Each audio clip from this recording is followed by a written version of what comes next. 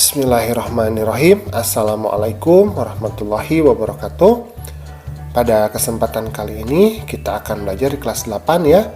Bab yang ke-10 yaitu materi menghiasi pribadi dengan berbaik sangka dan beramal soleh. Adapun submateri yang akan kita bahas adalah mari memahami amal saleh.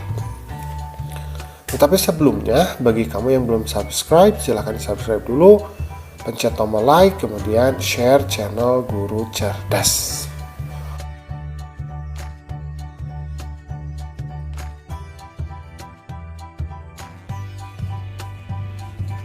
Oke, kita lanjutkan ke pembelajaran ya.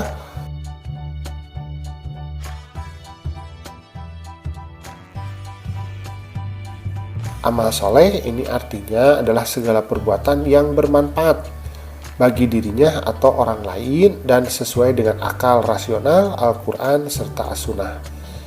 Jadi segala sesuatu yang bermanfaat bagi diri kita, bagi orang lain, dan itu sangat rasional, tapi harus juga sesuai dengan Al-Quran dan As-Sunnah ya. Maka ini kita namakan sebagai amal soleh. Contohnya apa? Contohnya misalkan membantu orang lain, mengajar orang lain, kemudian kita memberikan sesuatu yang bermanfaat kepada orang lain. Itu semuanya termasuk amal soleh.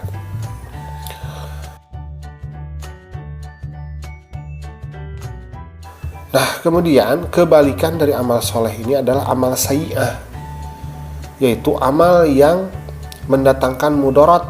Mudarat itu kejahatan atau kejelekan ya, baik bagi diri sendiri ataupun orang lain.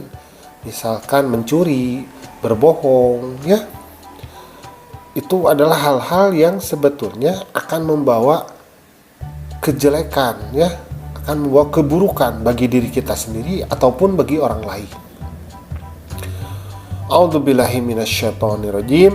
Faman ya'mal mithqala dzarratin khairan yarah wa man ya'mal mithqala dzarratin syarran yarah.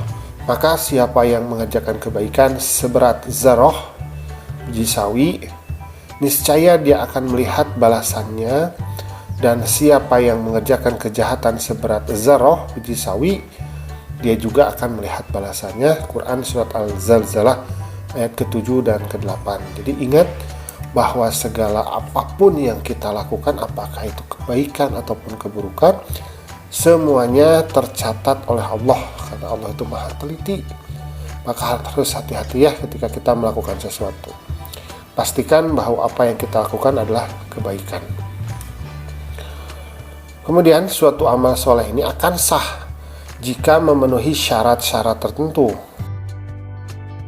Nah, yang pertama adalah amal soleh ini dilakukan dengan mengetahui ilmunya. Jadi kita harus mengetahui ilmunya, bahwa kita mengetahui ketika kita memberikan sesuatu kepada orang miskin, nah kita tahu bahwa itu adalah ajaran agama. Jadi harus tahu ilmunya ya, kita mau belajar agama berarti.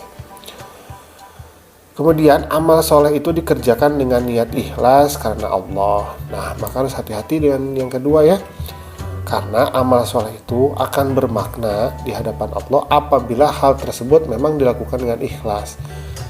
Tetapi kalau misalkan ingin mendapatkan pujian orang, ingin mendapatkan penghormatan orang, nah ini harus hati-hati karena termasuk kepada riya. Riya itu adalah syirik kecil ya, yang dibenci oleh Allah. Kemudian amal soleh itu hendaknya dilakukan sesuai dengan petunjuk Al-Quran dan Al-Hadis. Jadi memang Al-Quran dan Al-Hadis ini adalah petunjuk kita bagi umat muslim, maka kita lakukan amal soleh itu sesuai dengan apa yang terdapat di dalam Al-Quran dan Al-Hadis. Mungkin niat kita baik ya, tetapi kalau tidak sesuai dengan Al-Quran dan Al-Hadis, maka itu menjadi tertolak ya. Oke, kita lanjutkan. Nah, amal soleh ini ada amal soleh kepada Allah, misalkan kita bertakwa ya, mengikuti perintah Allah, menjauhi larangan Allah, beribadah, sholat, zakat, puasa. Nah, itu adalah amal soleh kita kepada Allah. Kemudian amal soleh kepada manusia. Amal soleh kita kepada manusia misalkan memberi makan ya, memberi sedikit harta. Nah, itu juga amal soleh kita kepada manusia. Bahkan dengan tersenyum pun kepada orang lain itu juga sudah termasuk amal soleh ya. Bersikap ramah, sopan, santun itu juga sudah termasuk amal soleh. Kemudian amal soleh kita kepada alam sekitar. Kita ikut menjaga lingkungan ya, tidak merusaknya.